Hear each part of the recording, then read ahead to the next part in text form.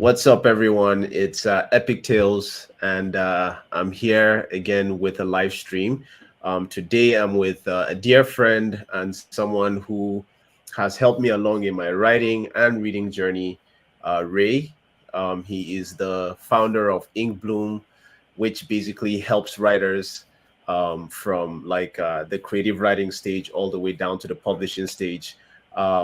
He's also like the he also like leads a creative writing studio, and was a former professor at UBC, someone I highly respect. So I'm glad to have this conversation with him. I give the floor to Hello. Ray. Hey, Epic. Yeah, hey, everyone. I am totally thrilled, to be on Epic's channel again. Just a second ago, Epic just sent me this epic background, yeah. And just like, I don't often get to sit down and talk, it's kind of like just been, woo, a rush helping writers and stuff like that, mostly one-on-one. So being able to have this conversation and to like chillax and talk shop, talk books is something that it feels like a luxury. It's definitely a luxury. So hello, RM Shetland. I don't know if that's Shet or shit, but hey, hello. RM. thank you for coming with us today. It's definitely a luxury, definitely a privilege, and definitely some exclusive stuff you can only get on Epic Tales. But yeah, I'm very grateful to have him here. I've created content with him before, surrounding writing and just generally everything that has to do with books and like the process. And there's some insights he has dropped for me that just basically helped me with my writing game. I feel so privileged to have him as a friend, someone who does creative writing for a living. He teaches people how to do that, and yeah, he's also like an author and everything. So I feel very privileged having him on my side, and hopefully we can drop some gems today to help any aspiring writer or someone in the writing process, and anything concerning like publishing, because he has experience in that field and on the highest level too. So I'd like everyone to take advantage of having him on stream today. So Please do 6,000%. You're saying Epic. It's 2024. So tell us about how the year has gone for you so far. If you have like any goals for this year, or any projects you're working on, or anything personal you'd like to share with the team today, with the community. Yeah. I mean, like, I tend to be someone who's omnivorous, someone who, it's kind of like when I write, I'm always asking why I'm writing, and I will turn down projects, because it doesn't fit with my why.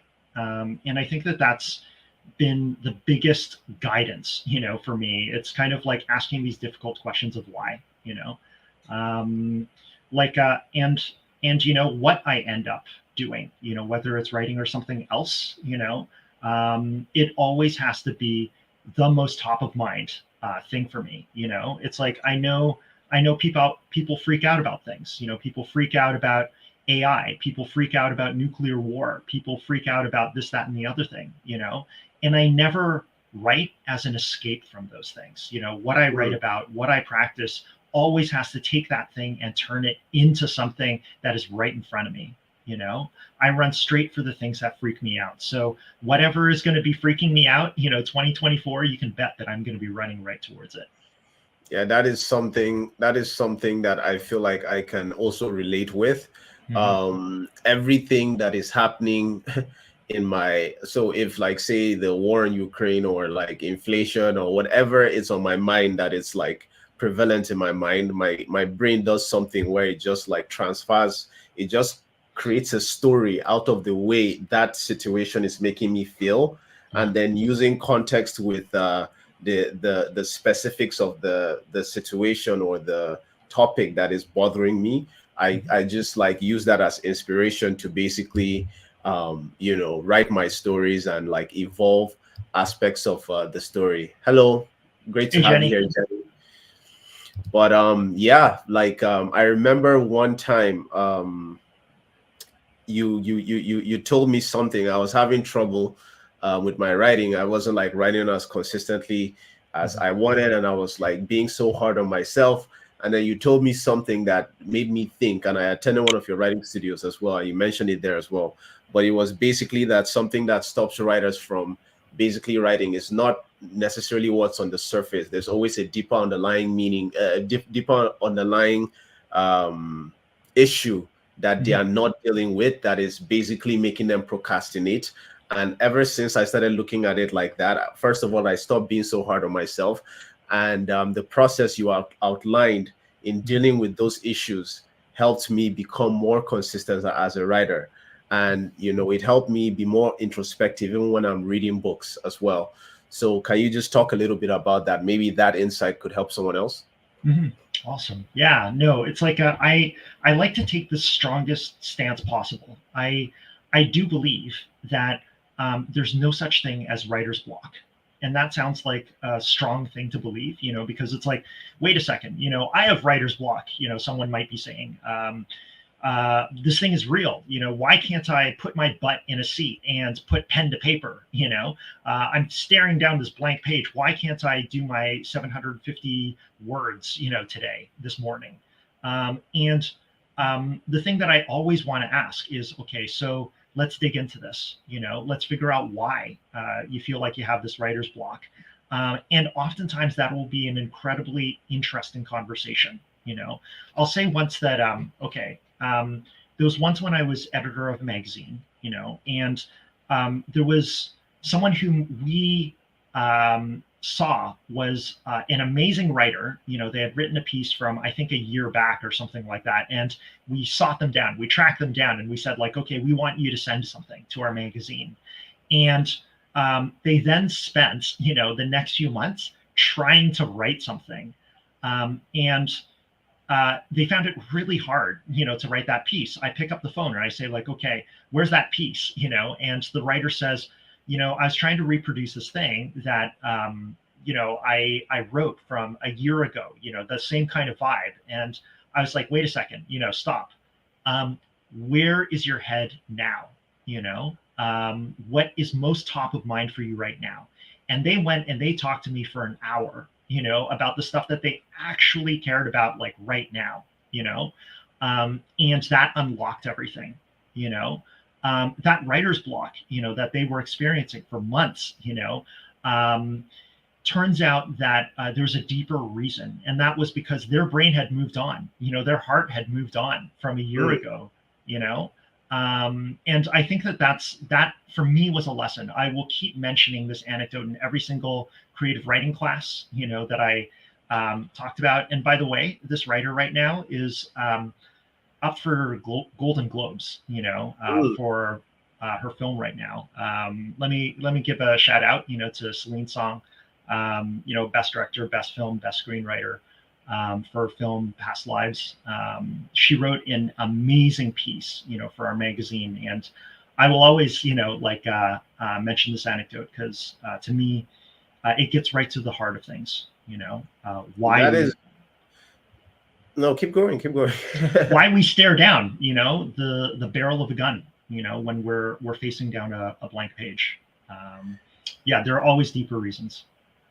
That is inspirational, and you should mention it. Like, it's a success story, struggling to someone from going from struggling to write a piece to like being nominated for a Golden Globe for her screenwriting. That is absolutely amazing. That 5 of them.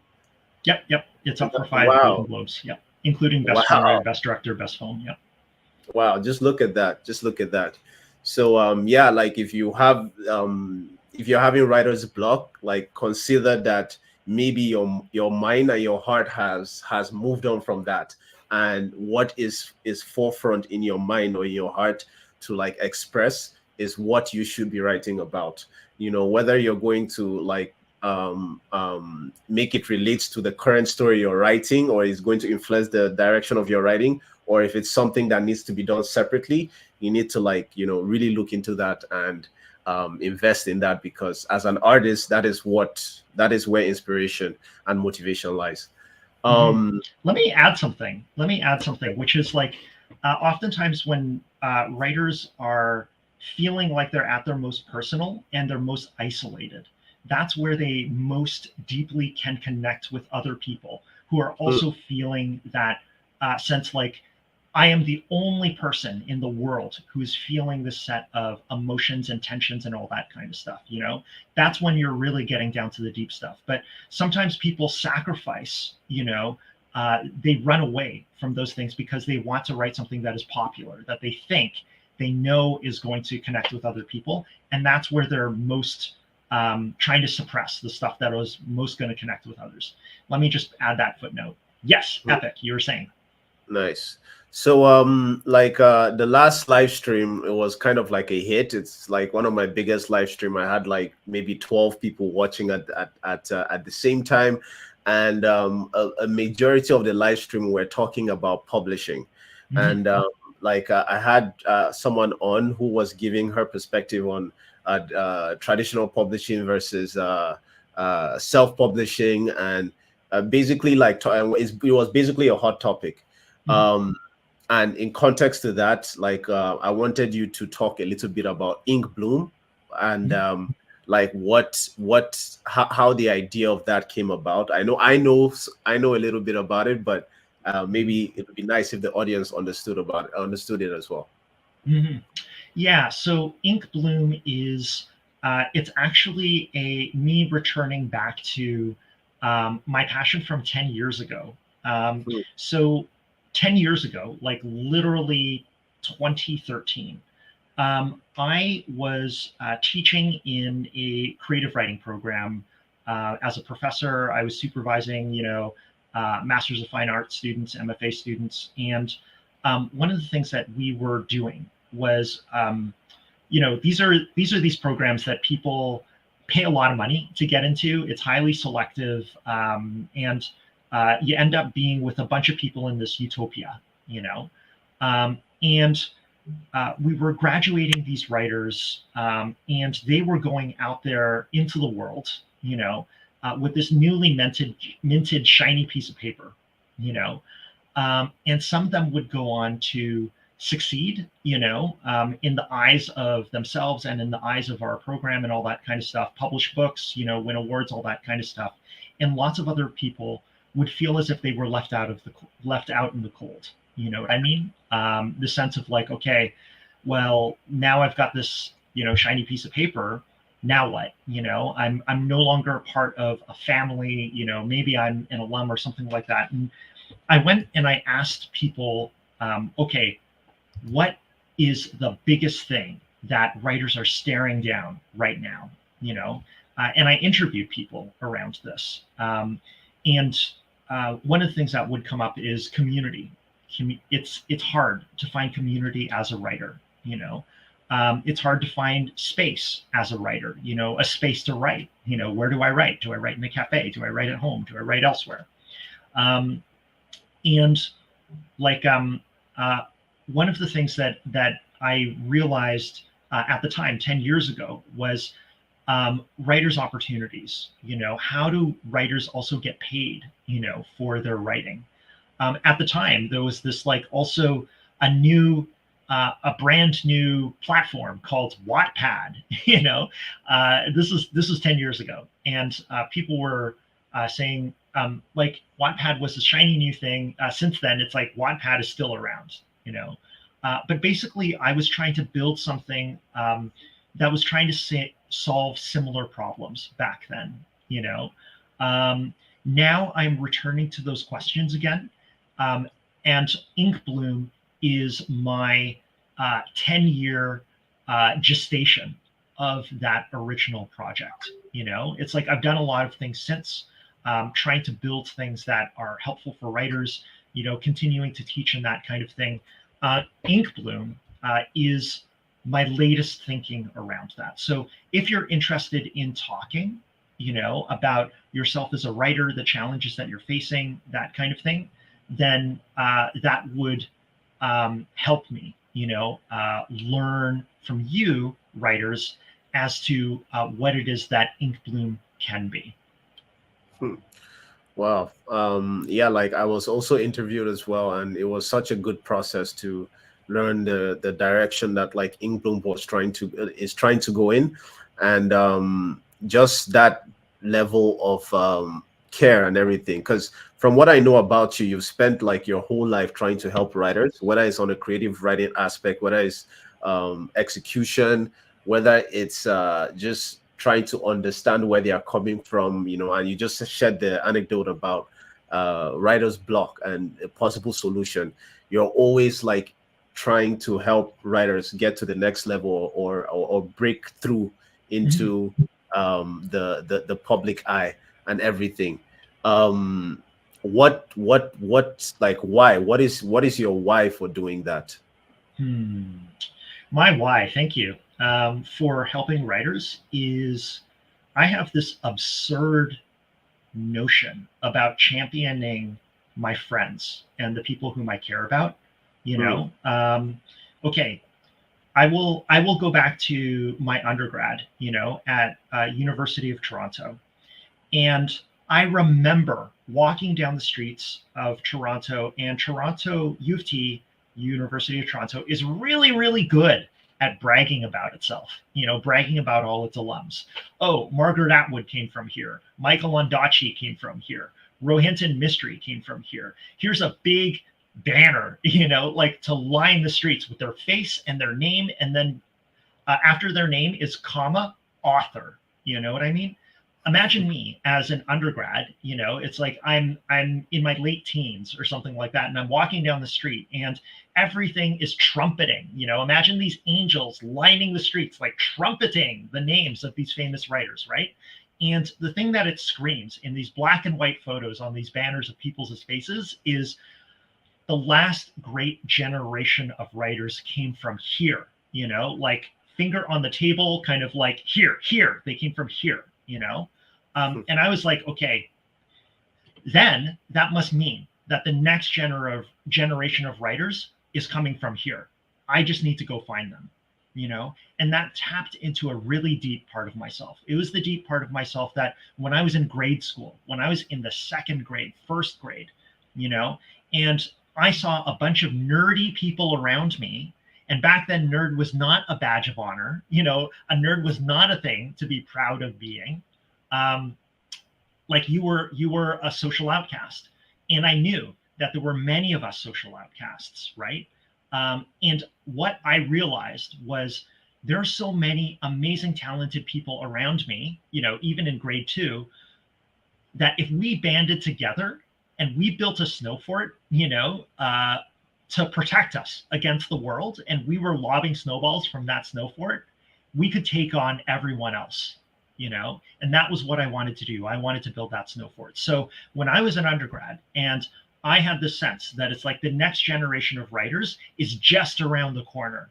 We just need to find each other, right? We just need to find in this huge anonymous city where we just went from high school, where it's like we could all see each other, we all knew each other, we feel like we had our cliques and all this kind of stuff. But now we got to find ourselves in this huge anonymous city in which the only thing that we are is a student number. That's all we are, you know, and tuition money, and like that's all we are. And Um, tuition money as an and international tuition money. student, I know I know what that is. I think I was paying like $36,000 a year on education for 6 years, like just Yeah. national student, and like it's such a crazy thing, such a crazy thing. But like, go on. I'm sorry for interrupting. No, no. It's like I think that this is the thing. It's like I've got plenty of things to say about education as like someone who taught in the university systems as a professor and was friends with a lot of the writers that went through the system, like including my students. You know, like I feel like uh, I feel like nothing will serve up to you the community that is right for you. Hmm. Ultimately, not a creative writing program, not an educational system, and all this kind of stuff. We have to forge our own community, you know, and that was my feeling. You know, it's like it was the people who were around the corner who were trying to start magazines, who were trying to say on Thursday evening we are all going to get together and we are going to do a reading, you know. a reading of our own work. You're going to share your chapter. I'm going to read my poem or whatever. We got to find those people. And I was obsessed, with finding those other people. And when I met them, they invited me to things, even though I was a nobody. I was a nobody undergrad writer who, you couldn't. There was no reason why people should pay attention to me. But they said, hey, I heard the poem that you read up on stage, and I want you to come to my meeting, like this small group that we have going every other Sunday, from 1 to 4 p.m. And that invitation, I was this arrogant little undergrad. I was kind of like, I thought my stuff was fantastic. I thought like other people's stuff was crap. Don't tell them that. It's kind of like, it's been decades later, but it's kind of like I was arrogant. I was really arrogant. But I owed them my life, my writing life. For the next few years, I was generating writing every other Sunday, just so I could show up at this group and not show up empty-handed. I owed them my writing life. And when one of them decided, I'm going to start this like new initiative where I will bring others with me, in this like little thing, this little publishing venture, that we have. And we just published each other's stuff, and his name's Carlton Wilson. I still owe him my writing life as a writing friend and all this kind of stuff.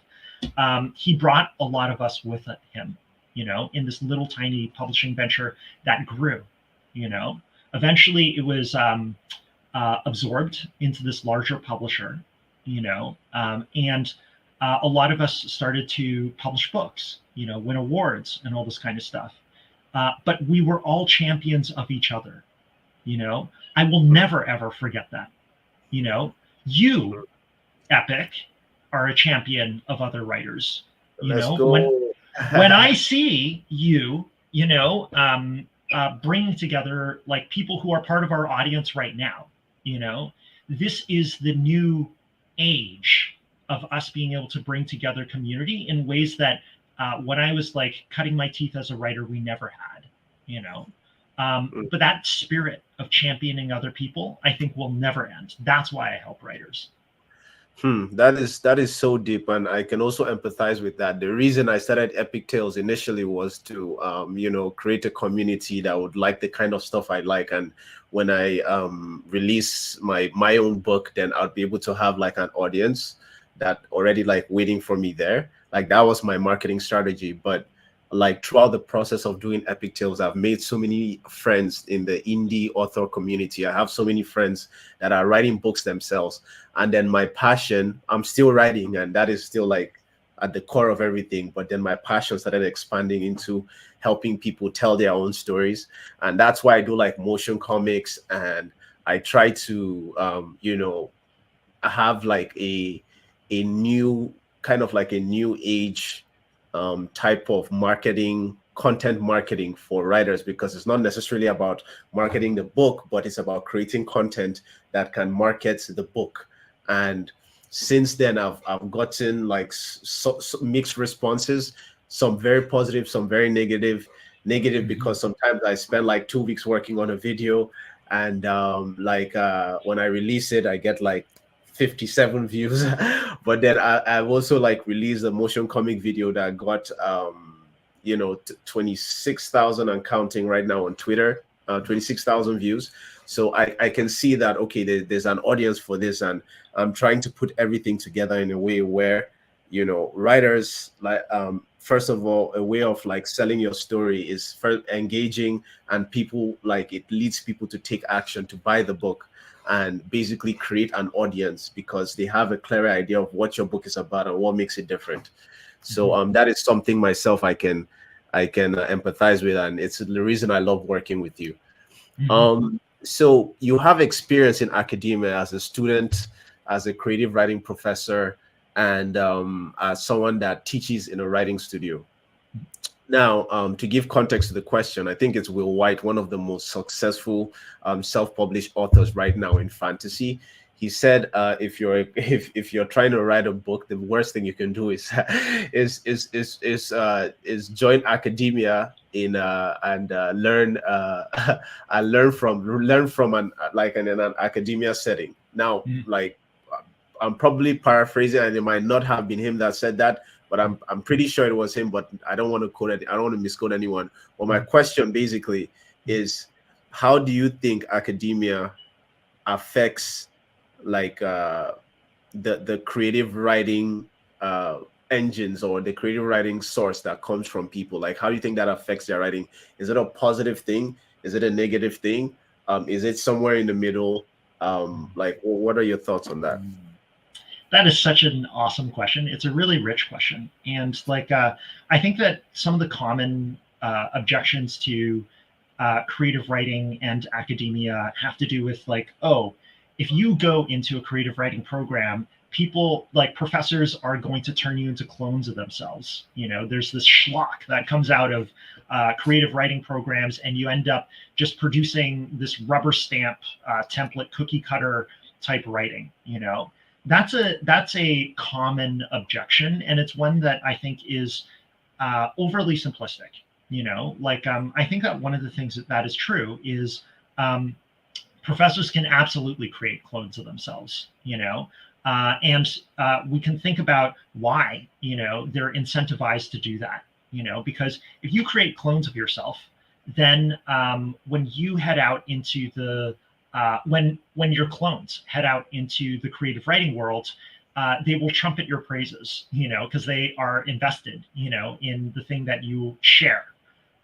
Sure, that's true. You know, that would be true in any world in which there are mentors. So you don't necessarily need to be in school, you know, to encounter that kind of dynamic. But I would say that probably the deeper issue that I see around joining these programs it has to do with the sorts of expectations that people have going into these programs. One, they're expensive, right? You know, we were talking about how expensive tuition is, you know, and people mortgage their houses, you know, they kind of, like in terms of money, in terms of time, you know, they will give up their job in order to pursue their dream and join a creative writing program. They feel like they make huge sacrifices in order to join a creative writing program, and that becomes like huge in their minds when they are facing the writing page. You know, now the problem becomes, I mortgaged my house, so now why can't I write my 750 words this morning? You know what I mean? Like, that is a huge burden. All of a sudden, they can't stop thinking about the fact that they mortgaged their house in order to join this expensive writing program, and why can't they write?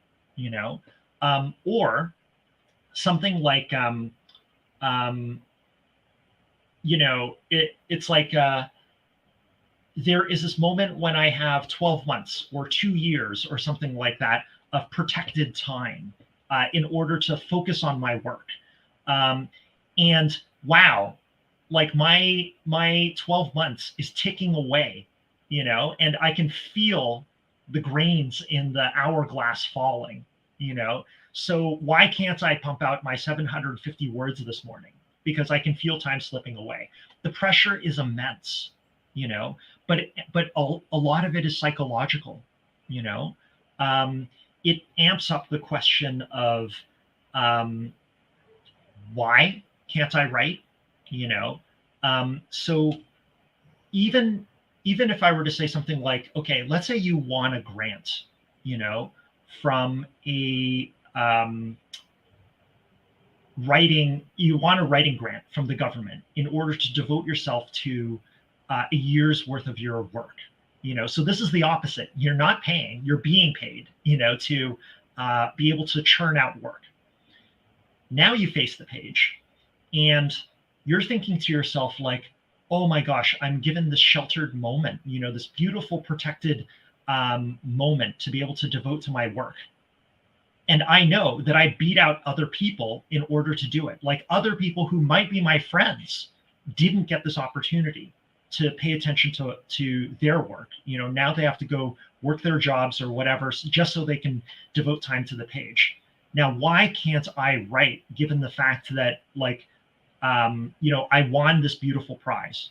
That is also immense pressure. I think all of this returns us to the question of the kinds of psychological pressures that we place on ourselves, and joining writing academia can mean that we place this kind of constraints on ourselves.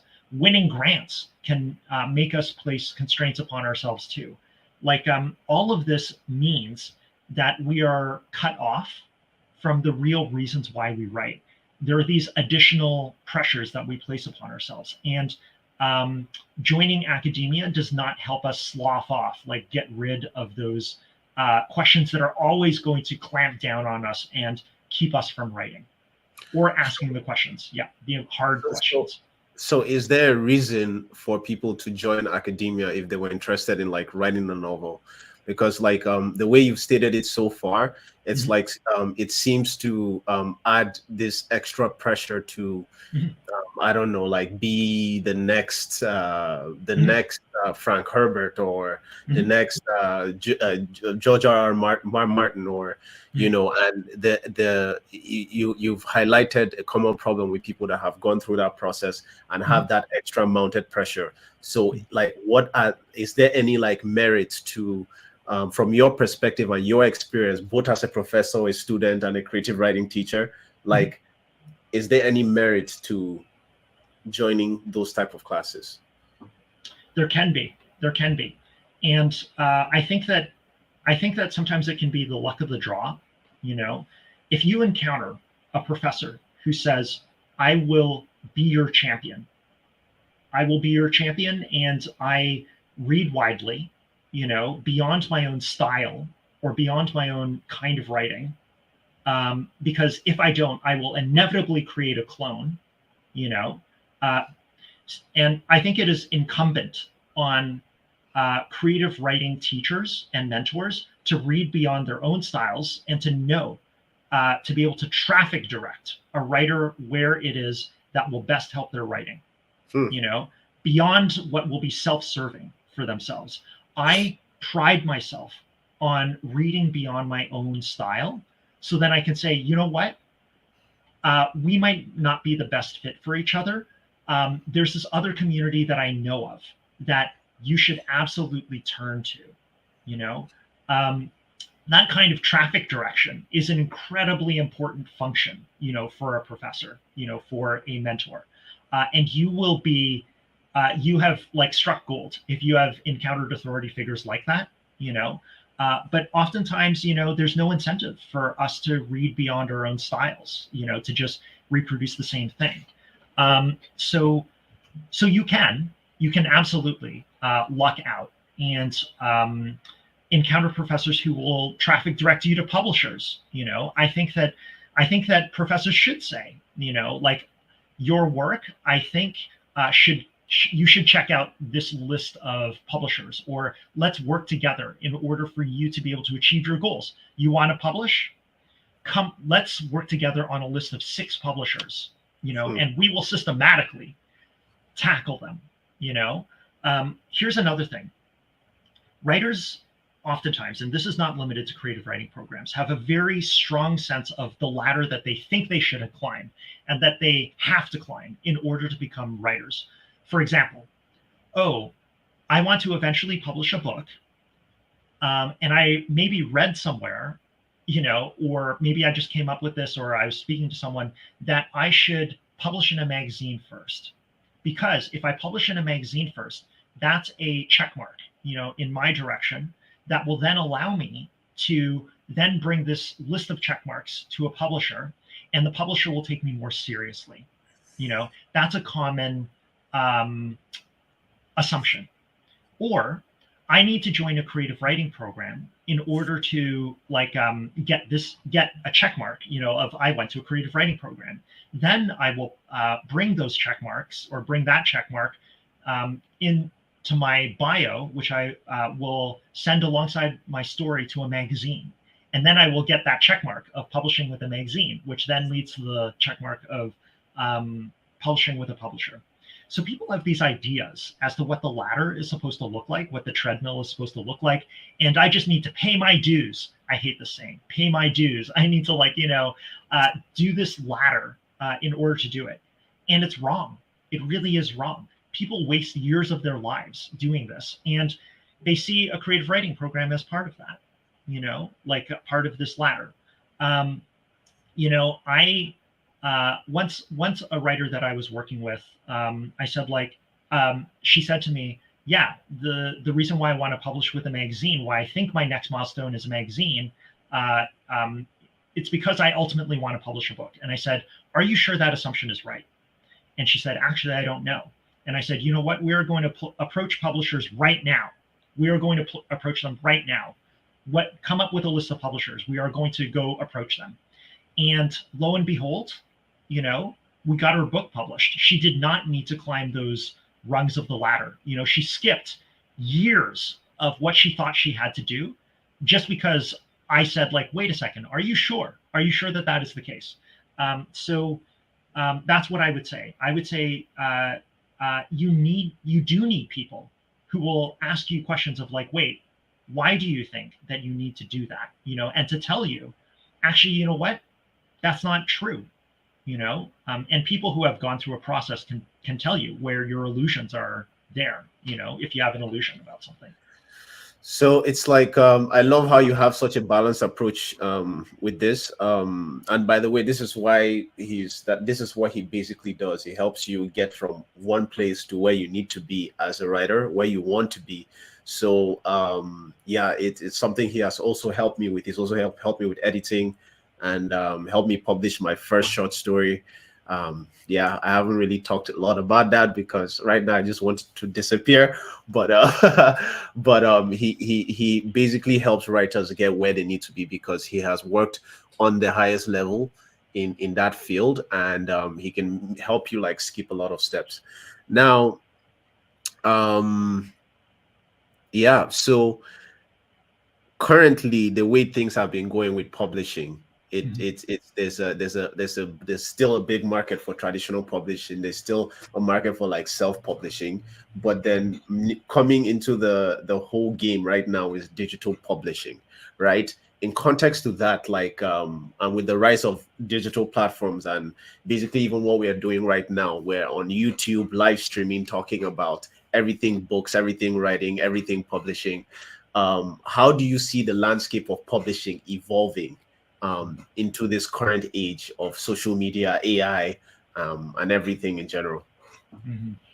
Yeah, I mean, it would be if I were to say Brave New World, with all its dystopian undertones, I think that people would recognize that. It's a freaky moment, and the particular ways that it's freaky, are different from past moments when, it was freaky for different reasons. Obviously AI is a huge part of the freakiness of how not just publishing, society is changing, but 10 years ago, it was a different thing that was freaking people out. You were mentioning digital publishing, that was something that was freaking people out a decade ago. And before that, it was a different thing that was freaking people out. I think the thing that we can say is that publishing is and has been in crisis, just for different reasons. We could say that publishing since the 50s, was in crisis. Venues where people could publish in magazines, in ways that are increasingly given over to advertising or something like that. It's writing has always been under crisis. Heck, you know what? I'm going to draw attention to, there was this writer in the late 1800s, a Black poet, novelist, who said, okay, the reason why I'm not writing poetry and why I'm writing novels is because basically our age is materialistic and you're not going to get paid for your poetry. So that's why I'm writing fiction, So that sense of we are always in this moment when we are being pulled, towards survival. We need to survive and we need to do certain things in order to survive, like choose the kinds of writing that we do. One can imagine this in terms of, okay, I'm going to write schlock, popular schlock, as opposed to some sort of high art or something like that. It's like people are always going to be torn between different things. So if we feel crisis right now, the temptation of like biting into the apple, as opposed to like, continuing to live in a garden, this is not different. Writers have felt this for centuries, okay, so then the question is, what do we do about it now? And I think that that's something that we need to figure out together. We cannot stick our heads into the sand. We cannot be ostriches, sticking our heads into the sand, pretending that the stuff does not exist. Obviously, one of the biggest things that I'm talking about is AI. We just recently had an occasion in which there was a massive public-facing presence of writers, on a writer's strike. They were at the forefront of a resistance, to a popular resistance to AI. What has happened to that since? There's also been a popular fear of AI amongst writers. What do we do with that? What do we do with the fact that this thing is on our doorstep? It's already it's not just on the doorstep, it's part of the house. It's part of the air we breathe now, whether we like it or not. What do we do with that? That is going to define, I think, what publishing means. Not just publishing, but definitely publishing, what it means, this year, next year, etc. This is our current crisis. Very, very insightful. So, yeah. So this was something that was kind of like I spoke about last week as well, but it was such a controversial topic. Considering your background both as an author and an educator, can you share your thoughts on the debate whether authors should actively engage in reviewer spaces? Reviewer spaces? Yes. So, like, let me give you some context. So sometimes, if an author comes into BookTube, for instance, into like the BookTube community, and is budding with everyone, and everyone that makes a video about his books are just like glowing praises, and then other people read the books and say it's not that good, and another scenario is that like like a reviewer goes into an author space and maybe reviews a book, and then the author takes it personally, and then the author starts like a campaign of like, well, there's an agenda against me, or something like that. So there's always this controversy about authors in reviewer spaces and reviewers in author spaces, whether it's about people not being able to handle criticism, or if it's about whether the authenticity of the reviews are good because you're just doing this because he's your friend or you're friendly with him and you cannot say something bad about a book. So like that's just the little context. You might even have more context into that, but in general, like what do you think as being someone that is a teacher? So I'm sure you've reviewed a lot of work, and also like an author yourself. What do you think about authors in reviewer spaces and reviewers in author spaces?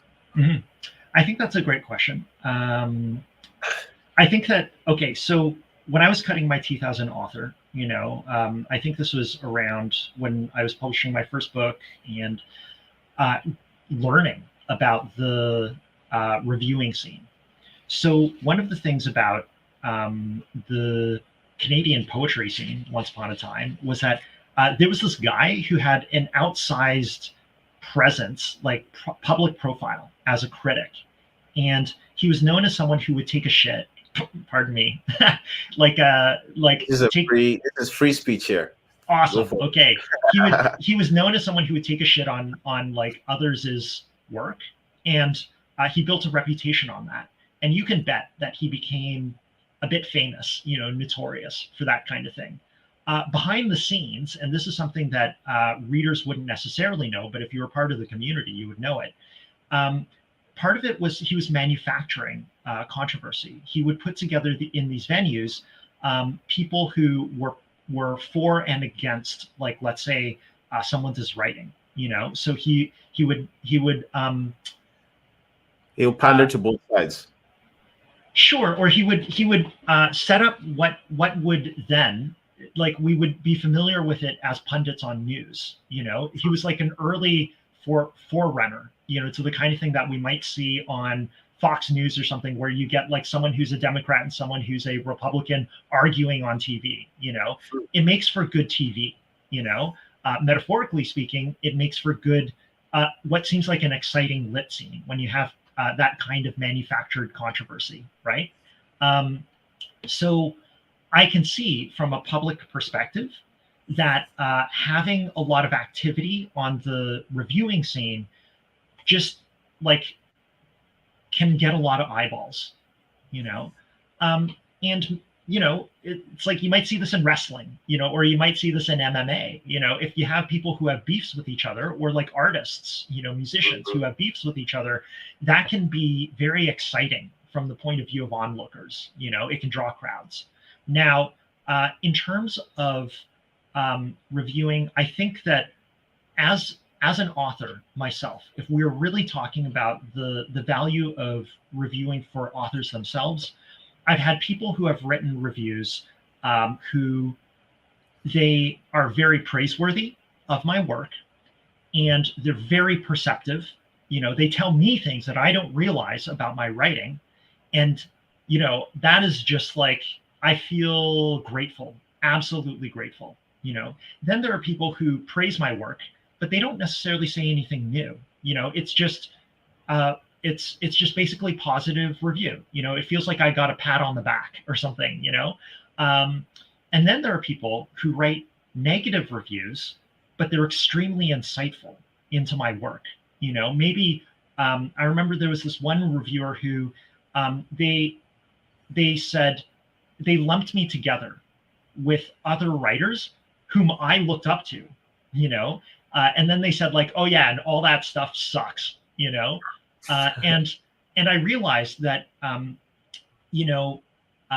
their beef was with my aesthetic. It was with my style, and they were saying very perceptive things about my style. It was just that my style wasn't their cup of tea, so negative review, very perceptive. Then there were negative reviews that were not perceptive, so I see like basically 4 quadrants of reviews, positive, insightful, positive, not insightful, negative, insightful, and, negative, not insightful. And I picked up the phone and I called this reviewer who had written a negative, insightful piece, and they were surprised. I said like, thank you, for writing that critical review. It showed me things. I was proud to be lumped together, with the people that you lumped me together with. And they said, 1, I'm surprised that you called me. But 2, they also revealed to me that they had championed my work behind the scenes on a jury elsewhere, but I never would have known had I not picked up the phone and called them,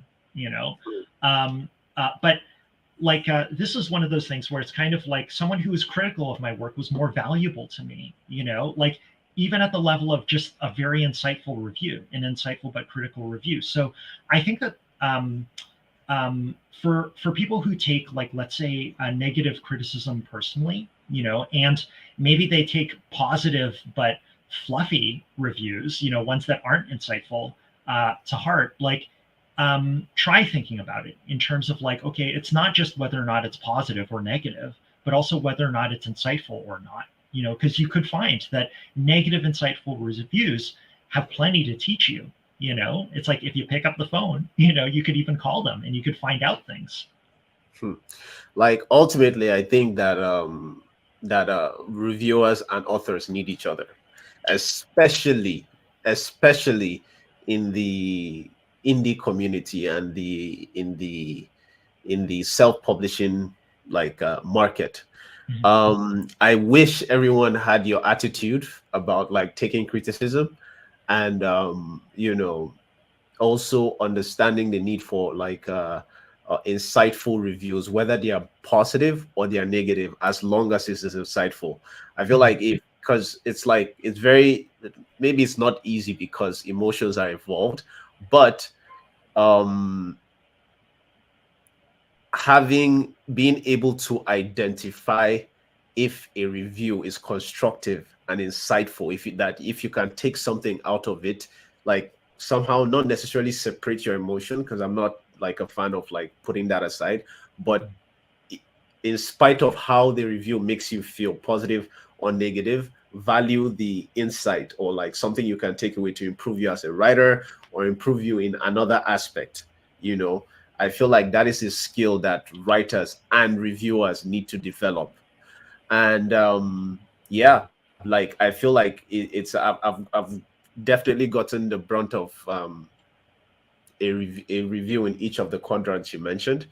Mhm. And yeah, like you make a very, very, very good point. um so I know these questions are just coming out from left field, but Mhm. like Please do. and this is something that like I'm really appreciating reading indie books. Mhm. But from your perspective and from your experience, like what is the current state of diversity in literature, and how can writers like increase to that diversity? Now when I say diversity, I'm not talking like from a woke perspective.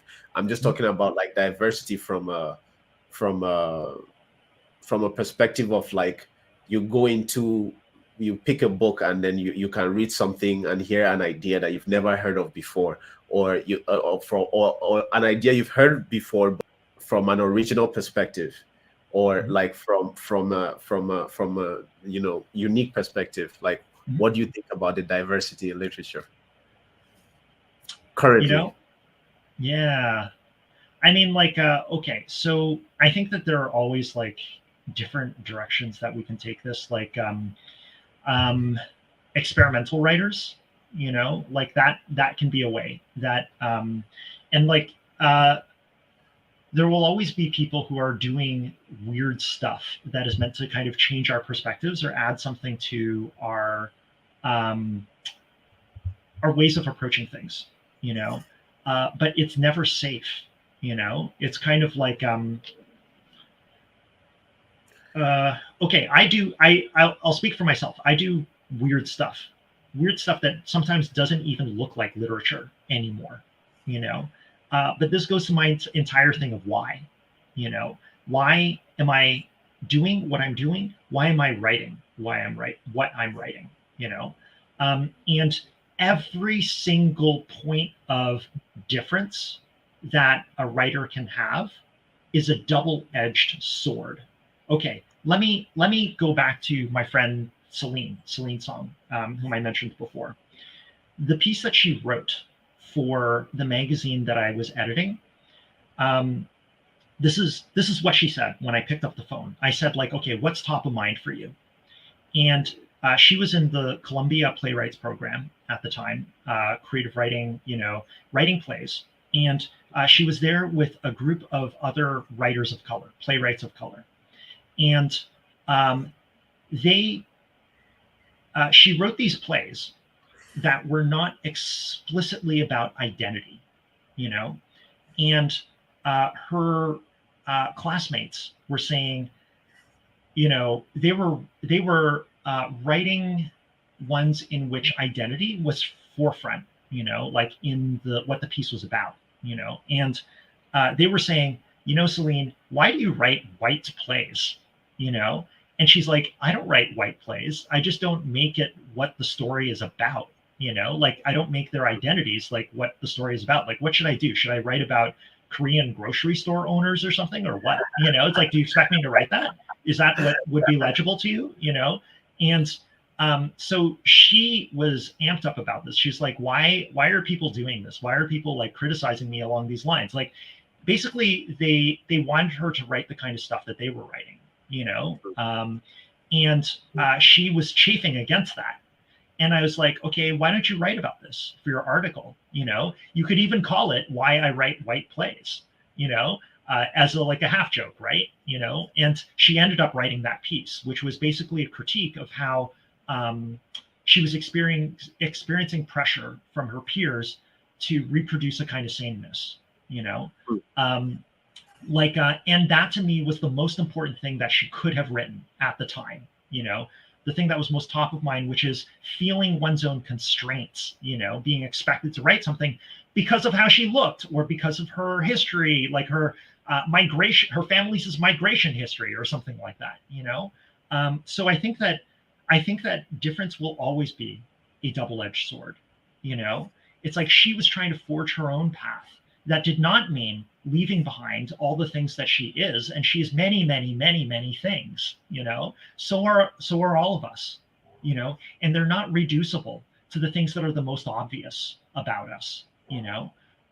That's what we need to hang on to. We need to have faith, you know, we need to have courage, we need to have bravery to write about those things that we don't think other people are willing to hear, you know. And that includes, you know, this moment when she was resisting, you know, what her classmates were trying to get her to do.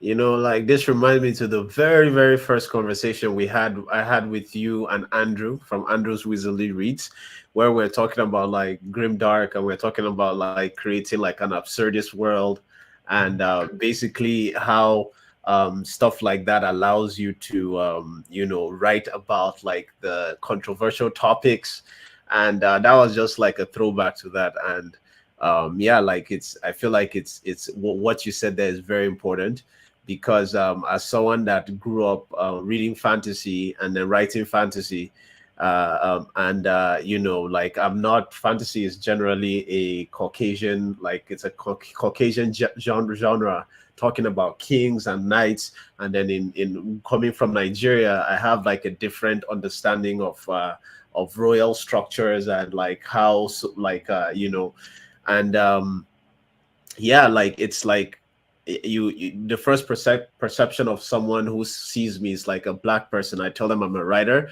and all of a sudden, like from where the conversation goes from there, I can tell that they are having expectations of me to be a certain type of writer, and I'm like, all that stuff you're talking about and projecting onto me, I do Mm-hmm. not care about at all. Yeah, You know, yeah, I want to write my story about dragons and, yeah. you know, like wizards and sorcerers, and, you know, like screw any, you know, Mm-hmm. ideas or perceptions that you have of me and Mm-hmm. everything. So I really love that you shared that. Now, like you touched a little bit about it, and about it before, even in the last question I asked you about how it's always important to write what is foremost in your mind and in your heart to write, because that is what being an artist is basically.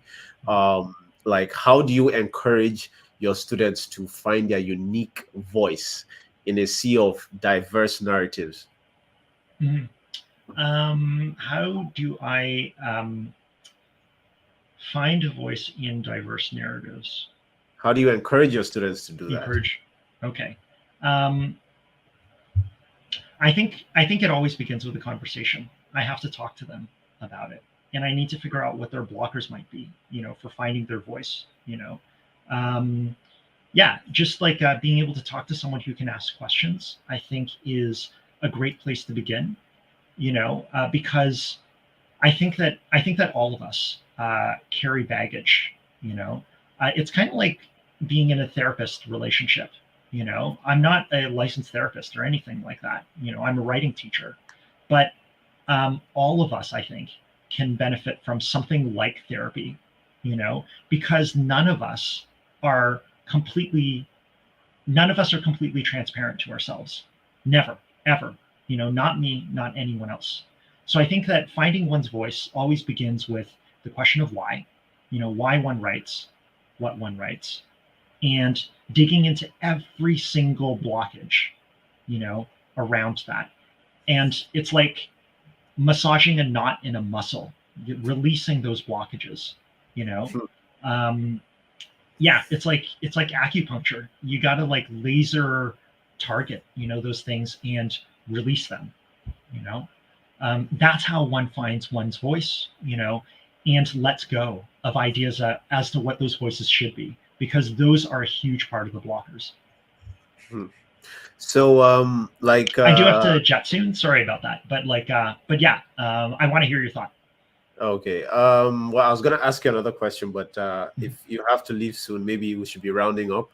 But basically, I really thank you for coming, and I really appreciate every single time you come here. I always learn, and I hope the people like watching and listening to us also learn as well.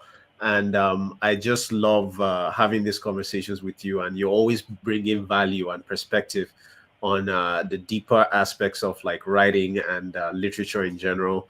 So yeah, everyone check out, he's a YouTuber as well. Check out his YouTube channel, check out Inkbloom, and we definitely need to do this again. Yeah, so like We do. yeah, We like absolutely do. Thank you so yeah. much. Thanks, Epic. Thank you for everyone that came here today to watch this. Stay epic and peace. Take it easy. Bye, everyone. Thanks, Epic.